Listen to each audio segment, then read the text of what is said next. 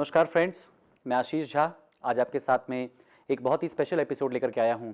और इस special episode को हम ने जो टाइटल दिया है उसका नाम है डॉक टॉक्स, राइट। यानी कि डॉक्टर्स के साथ में हमारी बातचीत। हम जानते हैं कि आज के डेट में हेल्थ केयर कितना इंपॉर्टेंट और कितनी अहम भूमिका निभाता है हम सबकी लाइफ के अंदर में, और इस हेल्थ केयर के बारे में डॉक्टर से ज़्यादा बेटर कौन बता सकता है। तो हमारे बीच में आज एक बहुत ही स्पेशल और बहुत ही रेप्यूटेड पर्सनालिटी हैं। मैं आपका स्वागत करना चाहूँगा डॉक्टर नीरज झा। आप मेरे बड़े भाई भी हैं और इसके अलावा इनका प्रोफेशनल इंट्रोडक्शन बहुत ही उम्दा है। He has completed his MBBS from Patna Medical College Hospital. After that, he has done his further studies from University College of Medical Sciences, that is Delhi. And आपने एक्सटर्नशिप की गुरु तेग बहादुर हॉस्पिटल के अंदर में. After that, he also had a brief stint at All India Institute of Medical Sciences, and he has also done his service at Ram Manohar Lohia Hospital. And he also has career experience of serving in Hyderabad, one of the top hospitals of India, that is Care Hospital. And आप DNB हैं neuro surgery के अंदर में. आपने पारस hospitals Patna के अंदर में भी एक टेन्योर सर्व किया है. And going forward we will be seeing him in many bigger positions in life, and he is a very recognized, very coveted and very reputed neurosurgeon across the country. आज he has been very kind enough to take out his time, ताकि आज कुछ उन अहम मुद्दों पर अपने बातचीत से हम लोग कुछ प्रकाश डाल सकें जो हेल्थ केयर से रिलेटेड हर एक फैमिली के अंदर में होती हैं, और कुछ हम स्पेशल बातें भी इनसे करेंगे regarding nutrition, regarding health care, regarding medical जो चीज़ें हम लोग कॉमन मैन को अफेक्ट कर सकती हैं, डिजीजेज, आजकल का वातावरण, and how to take care of ourselves. So stay tuned, और आज के इस डिस्कशन को हम शुरू करते हैं. डॉक्टर साहब, मेरा सबसे पहला सवाल आपसे ये होगा कि what exactly do you think health care is. अगर हेल्थ को डिफाइन किया जाए तो आप कैसे डिफाइन करना चाहोगे? Is it only absence of disease, या इसके अलावा भी कुछ है हेल्थ केयर के बारे में? Thank you Ashish for inviting me to this discussion और for such a nice introduction. तो हेल्थ केयर आज की तारीख में एक बहुत ही ज़्यादा थॉट आफ्टर सब्जेक्ट है, जिस पे बहुत सारे लोग बहुत सारी चीज़ें सोच रहे हैं. ये एक बहुत अच्छी बात है, और आपने भी जो प्रश्न उठाया है वो आज की तारीख में दुनिया के लाखों करोड़ों लोगों के मन में है. और अच्छी बात यह है कि आज की तारीख में इंफॉर्मेशन एज की वजह से बहुत सारे लोग इसके बारे में इंफॉर्मेशन ले रहे हैं और सोच रहे हैं. हेल्थ जो है, अगर हम हेल्थ केयर से पहले हमें हेल्थ समझना पड़ेगा. हेल्थ को हमारी जो विश्व स्वास्थ्य संगठन है, वर्ल्ड हेल्थ ऑर्गेनाइजेशन, उसने बहुत ही कंपोजिट और बहुत ही अच्छे तरीके से उसको सभी चीज़ों को उसमें समावेश करते हुए उसने उसको परिभाषित किया है, उसको डिफाइन किया है as a state of physical, mental, social as well as spiritual well-being, and not merely the absence of disease or infirmity. इसको मैं थोड़ा सा समझाऊंगा. नॉर्मली हम जो समझते हैं हेल्थ के बारे में वो यही समझते हैं कि अगर हम बीमार नहीं हैं तो हम स्वस्थ हैं. पर क्या सचमुच ऐसा है? अगर हम सचमुच स्वस्थ हैं तो फिर बीमार पड़ते ही क्यों हैं? ये चीज़ सोचने की है. ठीक है, तो वास्तविकता ये है कि हमारा जो स्वास्थ्य है ये सिर्फ बीमारी कुछ समय के लिए अपने काम से, जैसे हम कहते हैं कि एक ब्रेक ले लिया, रेस्ट कर लिया, आउट स्टेशन चले गए, ये है या कुछ और है? वास्तव में ये सिर्फ इतने ही तक सीमित नहीं है.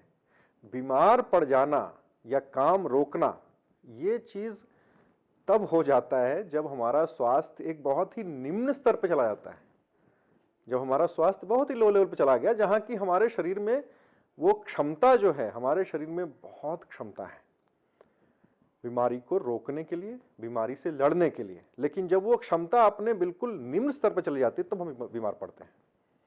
तो वास्तव में क्या है? फिजिकल, सबसे पहली चीज फिजिकल, यानी कि शारीरिक तंदुरुस्ती। हमारा शरीर हमें अवश्य तंदुरुस्त होना चाहिए, पर साथ ही साथ मानसिक भी होना चाहिए। अगर आप शरीर से हृष्ट पुष्ट है लेकिन मन से तंदुरुस्त नहीं है, आपका मन दुखी रहता है, आपका मन बोझिल रहता है, आप खुश नहीं है अंदर से, आपको अपने काम में या दुनिया की चीज़ों में अच्छा नहीं लगता है, तो भी आप धीरे धीरे धीरे धीरे आपकी शारीरिक जो तंदुरुस्ती है वो कम होती चली जाएगी। उसके बाद सोशल, सामाजिक, यदि आपकी सामाजिक तंदुरुस्ती नहीं है, आपके आसपास का समाज, जैसे आप कल्पना कीजिए कि आप एक ऐसे समाज में रह रहे हैं जहां पे कि हर वक्त उन्नति की बातें हो या हर वक्त उन्नति दिखाई देती हो, शांति हो, आपके चारों तरफ प्रगति हो रही हो, लोग हर दिन नए नए आविष्कार कर रहे हैं, हर दिन जीवन को आसान बनाने के तरीके ढूंढ रहे हैं और अमल कर रहे हैं, क्या वो वातावरण आपको ज्यादा मानसिक जो है आपकी खुशी प्रदान करेगा, या एक ऐसा वातावरण जो कि जहां हमेशा नकारात्मक बातें हों, लोग बीमार पड़ते हों, लोग एक दूसरे के बारे में बुराइयां करते हों, झगड़े होते हों, लड़ाइयां होती हों, गोलीबारी होती हो? ये समाज अच्छा है या आपको अच्छा लगेगा? तो इसीलिए कहा गया सामाजिक स्वास्थ्य, सोशल वेलबींग। उसके बाद ये देखा गया कि केवल इसी से चीजें सीमित नहीं है, क्योंकि वास्तविकता में हम जो हैं मनुष्य, या यूं कहें कोई भी जीव, वो एक स्पिरिट है। स्पिरिट हम कहते हैं ना, स्पिरिट का मतलब क्या होता है? हमारा मानसिक, हम अगर उसको आम भाषा में कहें तो एक जोश होता है, उन्माद होता है, लेकिन वास्तविकता क्या है? वो हमारा वास्तविक स्वरूप है। तो इसीलिए हम जितने ज्यादा उस स्पिरिट के नजदीक हैं, हम उतने ज्यादा अपने आप में कंप्लीट महसूस करते हैं, अपने आप में फुलफिल्ड महसूस करते हैं, ट्रैंक्विलिटी महसूस करते हैं। उतना ही ज्यादा हमारा मानसिक स्वास्थ्य अच्छा होता है, उतना ही ज्यादा हम जितने ज्यादा खुद में खुश हैं उतने ही ज्यादा हम आसपास के लोगों को खुश कर सकते हैं, और उसी से हमारा मन खुश होता है, उसी से हमारी तंदुरुस्ती बढ़ती है। तो ये सभी चीजों को मिला करके बना हेल्थ। सो हम लोगों ने सुना डॉक्टर साहब से कि हेल्थ एक होलिस्टिक कॉन्सेप्ट है, and the concept of health runs very deep, हमारे स्पिरिट तक जाता है। यानी कि सिर्फ शरीर या सिर्फ life it's not limited to your body, but life runs very very deep up to the spirit level also. Doctor साहब, हम आपसे ये जानना चाहेंगे कि आजकल की भाग दौड़ की ज़िंदगी है, ठीक है ना, ये सब तो बातें हैं जिसको आदमी सुनना चाहता है, अच्छा लगता है भी, ये सब कुछ ठीक है, लेकिन लोगों के पास वक्त इतना कम है। आपकी बात सुनने के बाद भी हो सकता है कि लाइफस्टाइल उनको वापस वहीं ले जाए जहाँ पर है। सुबह कैसे होती है और शाम कैसे होती है आज के डेट में आप देखते हैं। तो as a doctor what do you feel, you know, what is the bare minimum that people can do to take care of their health, so that, you know, one is that they can possibly avoid disease, but you know, avoidance of disease is ज़्यादा important है, how they can take care of their health। ये एक ज़्यादा important concern question भी है, खासतौर पे जहाँ पर लोग अपने बच्चों को ज़्यादा ध्यान नहीं दे पा रहे हैं या अपने हेल्थ को ध्यान दे पा रहे हैं। The minimum time that we are spending is our own health, और मैक्सिमम अटैक भी हो रहा है आज के डेट में। पोल्यूशन बहुत ज़्यादा है, खाना जो हम खा रहे हैं that has pesticides, insecticides in it, और खाने पीने की जो हैबिट्स हमारी हैं बड़ी अल्टरनेट हो गई हैं। लेट नाइट तक सोना, वर्क प्रेशर, यू नो, आप मैं तो घर में हम लोग, you know, we are so close, but still you can see that people of your own family might not be able to exactly take care of health in that way.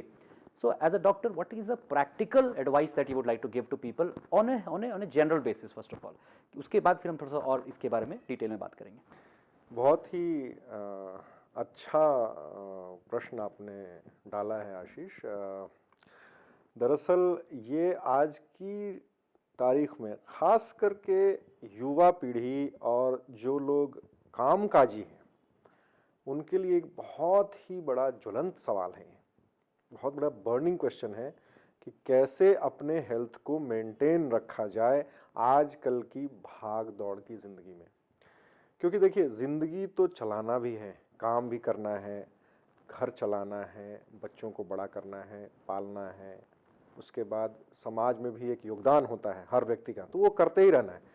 तो वो तो आजकल की आवश्यकता है, उसको आप छोड़ नहीं सकते हैं, उसको बदल नहीं सकते हैं, वो आजकल की समाज की आवश्यकता हो गई। तो अब इसमें यह है कि किया क्या जाए, प्रैक्टिकली स्पीकिंग किया क्या जाए, ये बहुत ही अच्छा क्वेश्चन आपने पूछा है। तो इसमें देखिए इसको भी एक कुछ अवेकेंड माइंड्स ने इसमें भी एक तरीका निकाला है, जो हेल्थ के लिए इन्होंने 4 स्तंभों की बात की है, 4 पिलर्स की बात की है। 4 पिलर्स क्या क्या है? सबसे पहला पिलर है nutrition, that is the first pillar. उसके बाद जो दूसरा पिलर है वो है exercise, that is the second pillar. उसके बाद जो तीसरा पिलर है दैट इज रेस्ट, और जो चौथा पिलर है वो है पॉजिटिव मेंटल एटीट्यूड। देखिए इसमें दरअसल बहुत, ये जितना बृहत लगता है उतना बृहत है नहीं, ये बहुत ही प्रैक्टिकल है। सबसे पहली चीज है कि हमें अपने खाद्य पे ध्यान देना चाहिए। हम क्या ग्रहण कर रहे हैं, सिर्फ शारीरिक नहीं, हम आंखों से भी क्या ग्रहण कर रहे हैं, कानों से भी क्या ग्रहण कर रहे हैं, नाक से क्या ग्रहण कर रहे हैं, जितनी भी हमारी सेंस ऑर्गन्स हैं उनसे क्या ग्रहण कर रहे हैं। तो कहने का मतलब यह है कि जो हम खाते हैं, जो हम पीते हैं, हम किस पानी से नहा रहे हैं, हमारी त्वचा में कौन सी पानी का स्पर्श हो रहा है, कौन से केमिकल का स्पर्श हो रहा है, उसके बाद में हम क्या ग्रहण कर रहे हैं आंखों से और कानों से, हम क्या देखते हैं, क्या सुनते हैं, और हम सांस जो ले रहे हैं, जो हवा, ये सब चीजों को के ऊपर ध्यान देने की आवश्यकता है जहां तक संभव हो सके। इस बारे में हम और विस्तार चर्चा कर सकते हैं, बट बेसिकली ये है कि हमें सोचने की आवश्यकता है कि हम इस भागदौड़ में कहां कहां पे चीजों में थोड़ा सा बदलाव ला सकते हैं। जैसे कि हम जो खाते हैं उसमें हम थोड़ा सा चेंज कर सकते हैं कि हम जल्दबाजी में खाने के बजाय, फास्ट फूड पे ज्यादा ध्यान देने के बजाय, हम थोड़ा सा जो हमारा जो हम कहें ट्रेडिशनल डाइट जो है, पुश्तैनी डाइट, जो कि कंप्लीट डाइट होता है, हम चाहे किसी भी कल्चर के हों, हम चाहे किसी भी फेथ के हों, लेकिन हर जगह एक पुश्तैनी डाइट है जो उसके हिसाब से बना हुआ है, उसके कॉन्स्टिट्यूशन के हिसाब से बना हुआ है। हमारा जो कॉन्स्टिट्यूशन है उसका से बना हुआ है, तो हम कोशिश कर सकते हैं कि उसको हम जहां तक संभव हो फॉलो करें। हो सकता है हमेशा ना हो, लेकिन अधिक से अधिक संभव हो तो फॉलो करें।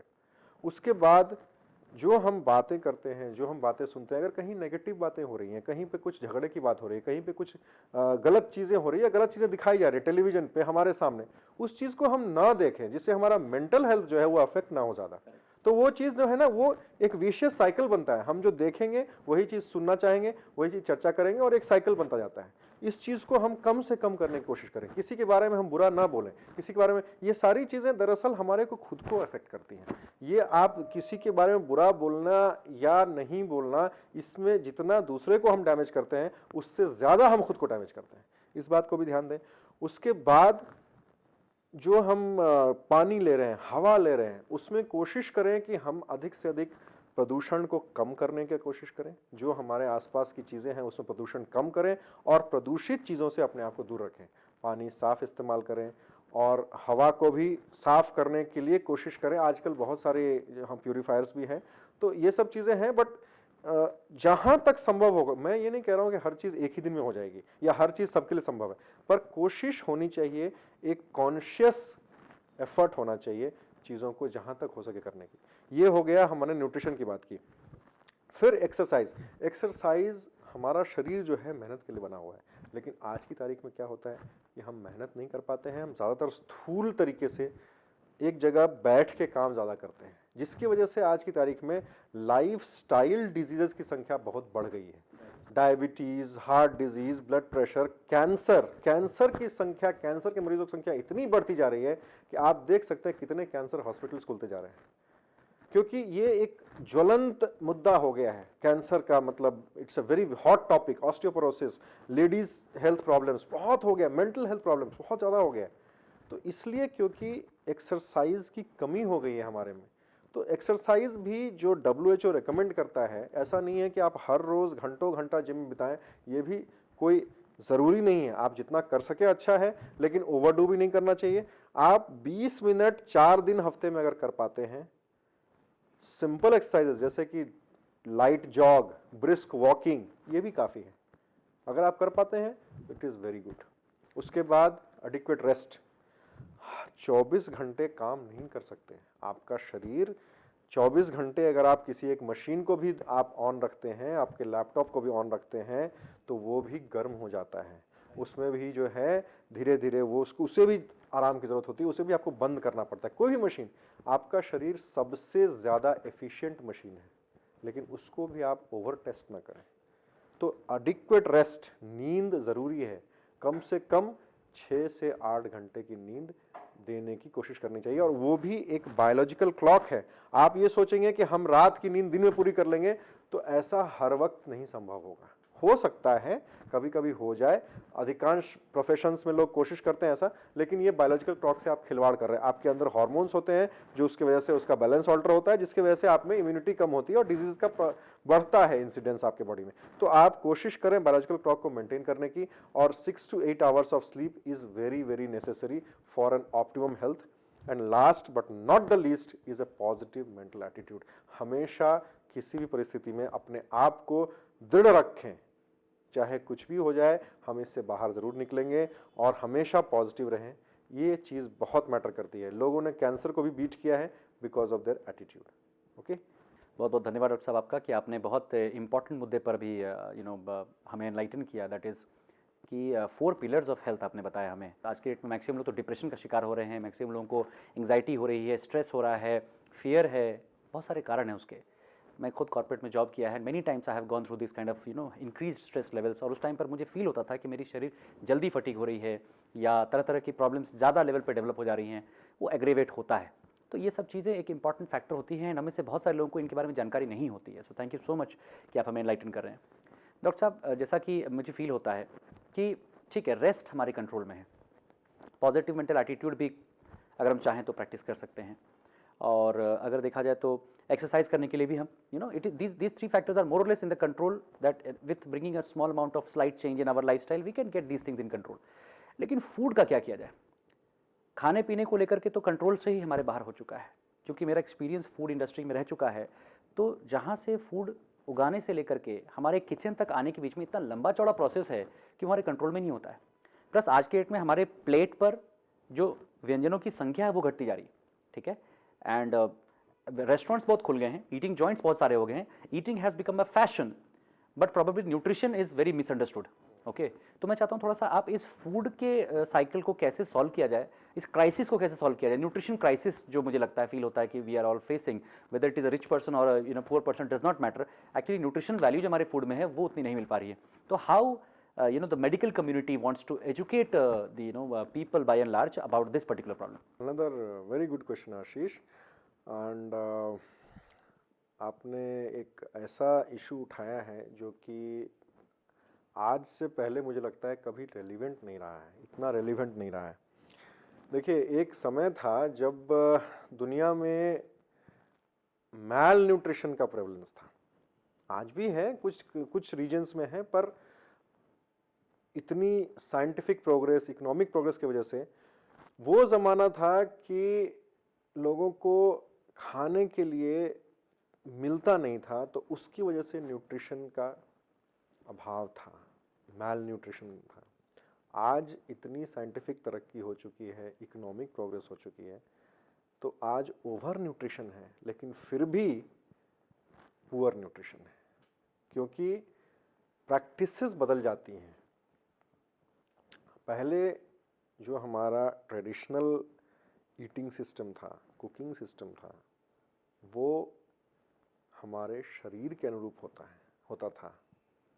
आज वो हमारे जीभ के अनुरूप है। जो भी चीज़ें मार्केट में आजकल क्या है, जितनी, जैसे आपने बताया कि ईटिंग जॉइंट्स खुल गए हैं ज़्यादा, और ज़्यादा ईटिंग एक फैशन हो गया है। तो ईटिंग फैशन इसलिए हो गया है क्योंकि आजकल प्रोफेशनल हो गया है, प्रोफेशनली चीज़ों को बनाया जा रहा है। पहले टेस्ट करके प्रोड्यूस किया जाता है कि क्या चीज़ ज़्यादा बिकेगी, ज़्यादा टेस्टी क्या लगेगी। इस पे फोकस कम है कि ज़्यादा हेल्दी क्या है, क्योंकि हेल्दी चीज़ उतनी ही ज़्यादा जीभ को अच्छी लगे ये ज़रूरी नहीं है। तो इसमें और दरअसल ये भी है कि इकोनॉमिक रीजंस की वजह से बहुत सारे खाद्य पदार्थों में, जो खाद्यान्न है हमारे, जो फूड फूड आइटम्स हैं, उसमें भी बहुत सारे चेंजेस हुए हैं, सीड्स बदले हैं, हाइब्रिड्स हो गए हैं, जिसकी वजह से क्या है कि उसमें पैकेजिंग क्वालिटी, जिससे कि किसान को अपनी प्रोड्यूस का फायदा मिल सके, उसका प्रोड्यूस खराब ना हो जाए, उस पर ज़्यादा ध्यान दिया गया है। वो एक हद तक ज़रूरी भी था क्योंकि मास पॉपुलेशन को कैटर करना था, तो इसलिए मास तक चीज़ें पहुंच जाएं और मास को फ़ायदा हो, ये चीज़ ज़रूरी थी। पर उसका जो नेगेटिव साइड सामने आया है वो ये है कि उसकी वजह से न्यूट्रिशन कॉम्प्रोमाइज़ हो गया है, क्योंकि वो जो फूड है उसमें न्यूट्रिशन बहुत कम है। इस बात को भी आज रियलाइज़ किया जा रहा है, इस पर भी काम हो रहा है, लेकिन इस पर अभी वक्त लगेगा, इसको इस तरह की चीज़ों को आने में। तो फिलहाल अभी क्या किया जाए, तो अभी जो है इसमें देखिए, from the seed to the finish product क्या होता है कि जो सीड है उसकी भी न्यूट्रिटिव क्वालिटी कम है। प्रोसेस्ड का मतलब हुआ कि अब सीड हुआ, सीड से निकालने में भी कई तरह की चीज़ें यूज़ की जाती हैं, जैसे फर्टिलाइजर्स हैं, केमिकल्स हैं, पेस्टिसाइड्स हैं, इंसेक्टिसाइड्स हैं। तो धीरे धीरे फूड चेन पे बढ़ते बढ़ते हम लोग, एक कॉन्सेप्ट है न्यूट्रिशन साइंस में, फूड चेन। फूड चेन का मतलब होता है कि आप जहाँ से ले रहे हैं, जैसे आपने सीड को लिया, सीड के बाद वो प्लांट बनता है, प्लांट में उसके बाद में फिर वो फ्रूट बनता है, और फ्रूट वो फिर से हमारे पास आता है, या सीरियल हो या जो भी चीज़ हो। तो उसमें जो चीज़ें सीड से जा रही हैं प्लांट में, वो धीरे धीरे हमारे फूड में शामिल होती हैं, और वो धीरे धीरे बन के हमारे फूड चेन में शामिल होती हैं। तो ये पूरा एक चेन है। तो इस चेन में जो भी इंसेक्टिसाइड, पेस्टिसाइड या आर्टिफिशियल फर्टिलाइजर्स जो यूज़ होते हैं, वो चीज़ हमारे चेन में आ जाती हैं। तो इसकी वजह से क्या है कि आज की तारीख में जैसे आप फ्रूट्स देखेंगे, वेजिटेबल्स देखेंगे, हम सब लोग अच्छा खाना चाहते हैं, फ्रेश फ्रूट्स, वेजिटेबल्स, हमारी परचेजिंग कैपेसिटी ज़्यादा हो गई, लेकिन जो फ्रूट्स हैं, वेजिटेबल्स में, उसमें 30 to 40% पेस्टिसाइड्स की संख्या है। तो ये सब इश्यूज हैं, लेकिन इसका जो आइडियल सोल्यूशन अगर मैं कहूँ तो ये है कि आपको अपना खुद उगाना चाहिए, खुद काटना चाहिए, खुद प्रोसेस करके खुद लेना चाहिए। जो पहले था, पहले it was primarily an agro based lifestyle. जो गाँव में हमारे किसान लोग होते थे, वो अपने खुद उगाते थे और खुद खाते थे, लेकिन that is I would say that was at least a century back. Okay, now it is like it's a mainly a not country based lifestyle, it's more urban based lifestyle, जिसमें कि हमें मार्केट डिपेंडेंट है, हम हर चीज़ के लिए market dependent है। तो उसमें सोल्यूशन क्या है, सोल्यूशन भी फिर हमें मार्केट से ही ढूंढना पड़ेगा। उसमें प्रैक्टिकल सोल्यूशन क्या है, आप ऑर्गेनिक, या जो आज की डेट में एक organic is a good word but it's a fad word, जिसमें बहुत सारी चीज़ें हैं जिसमें आप क्वालिटी कंट्रोल नहीं कर सकते हैं, तो उसकी वजह से हर चीज़ आपके रीच में नहीं है। बट एक प्रैक्टिकल सोल्यूशन है जो हम कह सकते हैं in the form of what we can say is nutritional supplementation.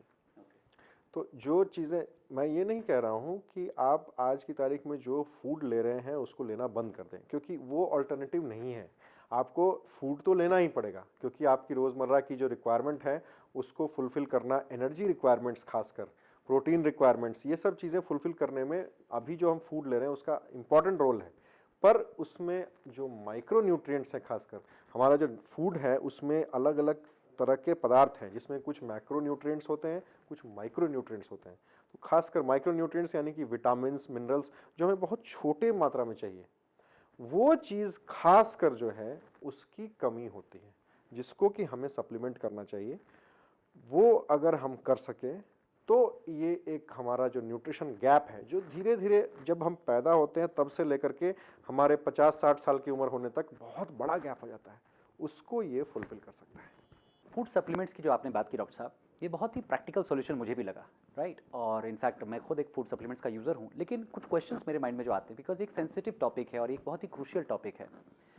हर घर के अंदर में आप देख सकते हैं आज के डेट में ये चीज़ तो क्लियर है लोगों को कि न्यूट्रिशन का गैप हो रहा है, और इसके लिए बहुत लोग कंसर्न भी होते हैं, specially parents, including home makers, mothers बहुत कंसर्न होती हैं। लेकिन जहाँ किसी घर के अंदर में आसानी से प्रोसेस्ड फूड घुस जाता है, आसानी से चॉकलेट्स घुस जाते हैं, आसानी से सॉफ्ट ड्रिंक्स घुस जाते हैं, उन घरों के अंदर में फूड सप्लीमेंट्स को लेकर के बहुत डाउट होता है। फूड सप्लीमेंट्स को लेकर के बहुत जो अवेयरनेस है उस लेवल पे नहीं पहुंची है, या प्रॉब्लली लोगों के मन में एक हिच है।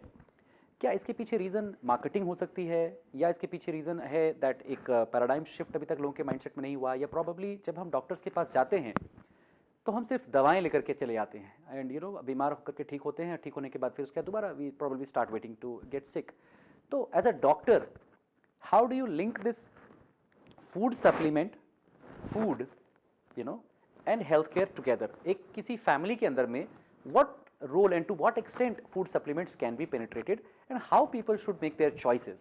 अभी आपने एक ऑर्गेनिक टर्म का भी लिया, और आज के डेट में ऑर्गेनिक बहुत पॉपुलर हो चुका है। हम ऑर्गेनिक एप्पल खाना चाहते हैं, हम सब्जियां ऑर्गेनिक लेना चाहते हैं। This definitely is the buzz word, okay, but food supplements is yet to penetrate specially in the Indian market. If we go abroad तो बहुत ज़्यादा उसके बारे में क्रेज है।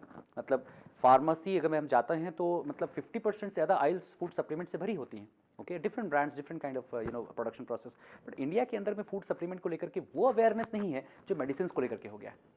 हमें चाहिए कि तुरंत हमें ठीक कर दीजिए, हमें कोई बीमारी हमें तुरंत ठीक कर दीजिए, उसके बाद then again will go back to normalcy and we will think कि सब चीज़ें अपने आप टेक केयर हो जाएंगी। तो how you would like to relate this entire cycle, ठीक है, and food supplement versus medicine? थोड़ा सा इस मिथ को भी बस्ट कीजिए कि what is a medicine and how is it different from food supplement, और how a food supplement is different from a medicine, this complete concept of food supplements, if you can just throw some light on that. तो जैसा कि आपने कहा कि अभी Indian market की अगर हम बात करें तो अवेयरनेस की कमी है। दरअसल मैं थोड़ा सा इससे डिफ़र करता हूँ। दरअसल कमी अवेयरनेस की नहीं है, कमी जो है ना एक हैबिट की है।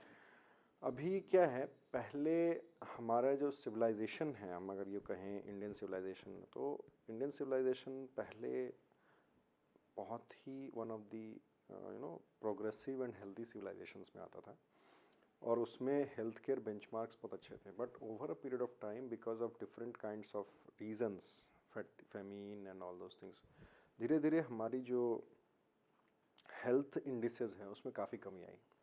तो उसकी वजह से जो लोगों की आदतें जो हैं, और दूसरी बात है कि आर्थिक जो विषमता है उसकी वजह से, इकोनॉमिक जो पॉवर्टी जिसको हम कहते हैं, उसकी वजह से लोगों में एक दूसरी तरह की टेंडेंसी आ गई है। जो हमारी आबादी आज भी, अधिकांश जो आबादी है उसमें ये टेंडेंसी है कि जो बेयर मिनिमम खर्च से काम चल जाए, खासकर हेल्थ में, उस पे हम काम करते हैं। इसीलिए कोई बीमार भी पड़ता है तो उसमें भी खर्च करना कम चाहते हैं लोग। बिल्कुल। तो उसके साथ साथ में हेल्थ को प्रमोशन में या हेल्थ को प्रोटेक्शन में खर्च करना, इस चीज़ पे अभी आदत आनी बाकी है। अगर हम वेस्टर्न कंट्री से कंपेयर करें तो वहाँ पे चूँकि अभी आर्थिक प्रगति ज़्यादा है, तो लोगों में ये चीज़, इस पे स्पेंडिंग कैपेसिटी ज़्यादा हो गई है। लेकिन हाँ, इसके साथ साथ एक बात और भी है कि जो आपने कहा कि food supplement versus medicine and nutrition as a whole, तो इस पे बहुत सारे जो है ना लोगों में थोड़े थोड़े मिसकंसेप्शंस हैं। लोगों को लगता है कि अगर हम फूड सप्लीमेंट कंज्यूम कर रहे हैं तो ये एक बीमारी का सॉल्यूशन है, या इसको कई बार इस तरीके से मार्केट भी किया जाता है, one stop solution for everything. दरअसल ये सब चीज़ें कुछ वक्त के साथ चेंज हो जाएंगी, मुझे ऐसा लगता है। पर जो बात मैं जिस पे स्ट्रेस करना चाहता हूँ वो बात यह है कि फूड सप्लीमेंट, जैसा कि ये बताया गया, food supplement is a supplement, और फूड सप्लीमेंट आइडियली तब काम करता है जब हम बीमार नहीं हैं। Right. It works to promote our health, correct, to protect us and to maintain the health।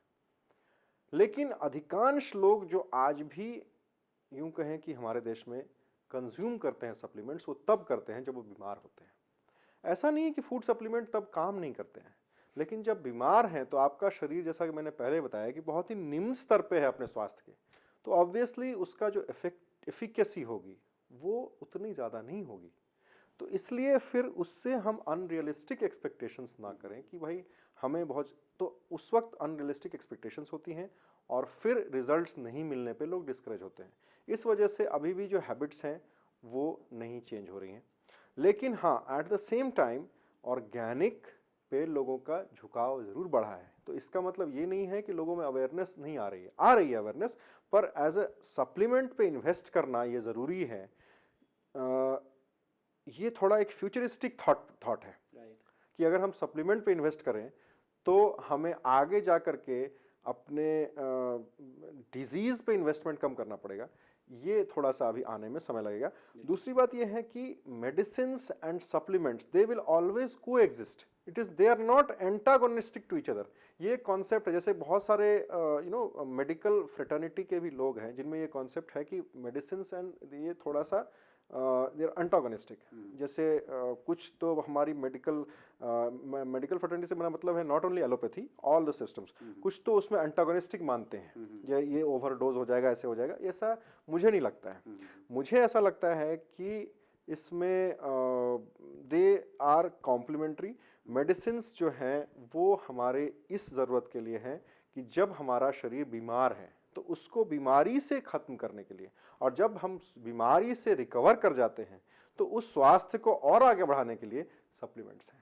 तो उसको we should whenever we are ill we should not focus at that time on supplements, we should focus to get out of that illness and then हम जब ठीक हो गए उसके बाद उस इलनेस को प्रिवेंट करने के लिए या उससे हम अपने आप को प्रोटेक्ट करने के लिए we should go for food supplements. और फूड सप्लीमेंट्स भी गाइडेड होने चाहिए।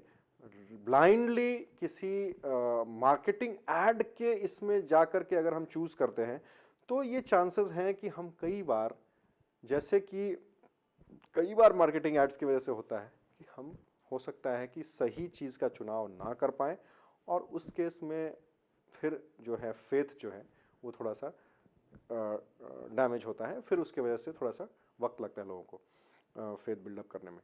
लेकिन फिर भी मैं ये कहूँगा कि धीरे धीरे ही सही, लेकिन लोगों में जानकारी बढ़ रही है और लोग इसके प्रति जागरूक हो रहे हैं। ये एक अच्छी बात है। और मेरे हिसाब से हर व्यक्ति को, चूँकि मैं खुद भी लेता हूँ और काफ़ी सालों से ले रहा हूँ और मैं उसका असर देखता हूँ, तो इसलिए हर व्यक्ति को इसके बारे में सोचना चाहिए। और जहाँ तक संभव हो, इसमें कई आर्थिक कंसिडरेशंस भी हो सकते हैं, क्योंकि फूड सप्लीमेंट्स को प्रोक्योर करना, उनको मैन्युफैक्चर करना अगर सही तरीके से किया जा रहा है तो it is not going to be very cheap. So of course and quality never comes cheap. और हेल्थ के लिए कोई कॉम्प्रोमाइज़ नहीं होना चाहिए। Health is the best investment that you can make on yourself, so you should never compromise. I'm not talking about disease, I'm talking about health. So you should never compromise on that. जहाँ तक आपकी जेब allow करती है, आपको अगर किसी को सिगरेट पीने की आदत है, किसी को शराब पीने की आदत है, तो जितना आप उसमें खर्च करते हैं आपको कम से कम उतना ही खर्च सप्लीमेंट पे करना चाहिए, ताकि आप धीरे धीरे इधर की चीज़ बढ़ाएंगे और नेगेटिव को कम करेंगे। ये भी एक बात है। और धीरे धीरे जितना आपकी जेब अलाउ करती है, you should have a good supplement. Doctor साहब, बहुत अच्छे से आपने इस मिथ को थोड़ा बस्ट किया कि एक्चुअली मेडिसिन और सप्लीमेंट्स जो हैं वो आपस में एंटेगोनिस्टिक नहीं होते हैं, बल्कि रादर एक दूसरे के कॉम्प्लीमेंट्री होते हैं, क्योंकि इसी बॉडी को सारी चीज़ें चाहिए होती हैं जिस बॉडी को हम यूज़ करते हैं। कहते हैं शरीरस्य खलु धर्म साधनम भी कहते हैं। The body is a temple basically, और बॉडी इज़ दैट इंस्ट्रूमेंट जिससे हम अपनी लाइफ के सारे वाइटल चीज़ें कंडक्ट करते हैं। इसका टेक केयर करना सबसे ज़रूरी है। और कहते भी हैं कि होम कभी चीप नहीं होना चाहिए, कभी एजुकेशन चीप नहीं होनी चाहिए, वैसे कभी हेल्थ केयर भी चीप नहीं हो सकता है। सबसे ज़्यादा वैल्यूबल जो चीज़ है उसके ऊपर में सबसे ज़्यादा इन्वेस्टमेंट करना भी चाहिए। पर डॉक्टर साहब, मन में एक सवाल बार बार खड़ा होता है कि किस तरह के फूड सप्लीमेंट्स लेने चाहिए। एक्चुअली फूड सप्लीमेंट्स कितने तरह के होते हैं ये भी कई लोगों को जानकारी नहीं होगी, ठीक है ना। तो किस तरह के फूड सप्लीमेंट्स लेने चाहिए एक एवरेज नॉर्मल पर्सन को, जिसको बीमारी नहीं है, जिसको ये SOS की आवश्यकता नहीं है, तो डॉक्टर के पास तो जाता ही नहीं। हम डॉक्टर को विजिट ही तब करते हैं जब हमारे पास कोई ना कोई SOS होता है। इट्स लाइक हम एग्जाम में फेल होने के बाद ही हम टीचर के पास जा रहे हैं या हॉस्पिटल जाते हैं। And many cases doctors are also not so maybe conversant with food supplements or maybe endorsing these food supplements, ठीक है। sometimes हमने ये भी सुना है vitamins are costly, urine and lot of things we have heard about, but food supplements का जो एक requirement है वो और ज़्यादा अब दिखाई देनी शुरू हो चुकी है, and many people from the medical community are also understanding this। तो अगर एक एवरेज पर्सन को इसके बारे में नॉलेज सीख करनी हो तो कौन सा कंसल्टेंट है, who is the right consultant, ठीक है। बिकॉज कंपनीज के पास जाएंगे तो सीधा बोलेंगे हमारा प्रोडक्ट बहुत अच्छा है, तो every company will say that, chocolate company will also say that we are very good, ठीक है। So nothing against chocolates, but food supplements को लेकर के how to decide, okay, who to consult, and if there is a generic advice that you can give to people by and large here, and so that we can help our viewers here, तो आप क्या बताना चाहेंगे। So आशीष,